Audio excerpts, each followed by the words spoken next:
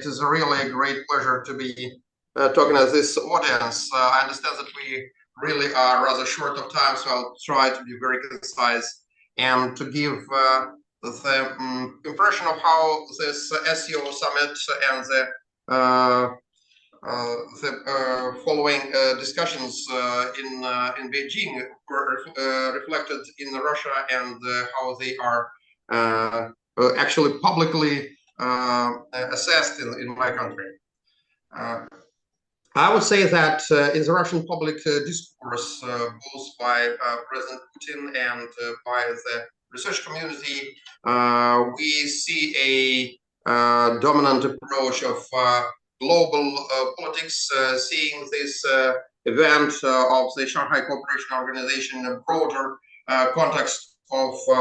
restructuring the global system of international relations towards a more fair and stable international order.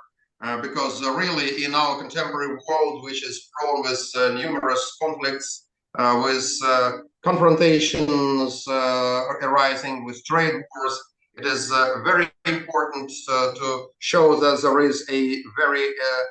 strong and positive humanistic alternative representing the definite viewpoints of the global majority, of which is now represented by the so-called global South, by countries in Asia and Africa and Latin America, which are really making the bulk of the global economy, and who really want their voices to be heard more strongly in the international sphere. And really, it was a pleasure to see that this SCO Summit has really gathered countries which represent the majority of the global population, and which have altogether spoken in favor of a more balanced international situation. President Putin, in his speech, supported President Xi's initiative of global governance, saying that Russia is willing to engage on down-to-earth discussion on how to implement this initiative, because all of its key points like fair treatment, like national sovereignty and inclusiveness are absolutely in line with Russia's international approaches. And that was highlighted very strongly by the Russian media discourse as well. Another point which is very heavily highlighted is the very, I would say, rather privileged treatment, or kind of a very honorable treatment of Russia in this summit, and the following Russia-China discussions, which have reinforced a very close cooperation between our countries. President Xi visited Russia for the anniversary of our victory against Germany this May, and President Putin reciprocated by paying a visit to Beijing on the day of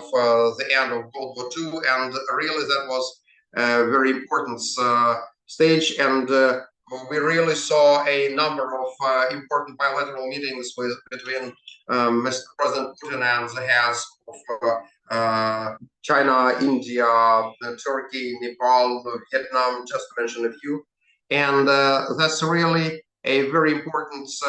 way of developing not just kind of a multilateral cooperation on the SCO floor, but also a set of bilateral discussions on the margins of that summit. That was also important, and especially what Russian observers noted specifically was a tripartite discussion between President Xi, President Putin, and Prime Minister Modi. We really see a kind of a rapprochement between India and China, and really all of our countries are now subject to a very strong and sometimes unfair treatment by the United States in terms of trade sanctions and so on. And really it was very important to see these countries lining up in saying that we really favor a free trade and fair relations, both in politics and in economics. And last but not the least, as you may know, Russia has in the last 3 years been very active towards providing approach to our friendly countries to the Russian Arctic.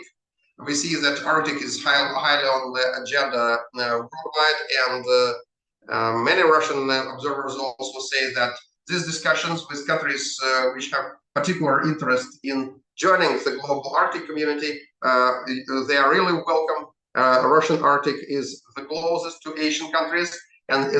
we are the country which proposes the best conditions for entry.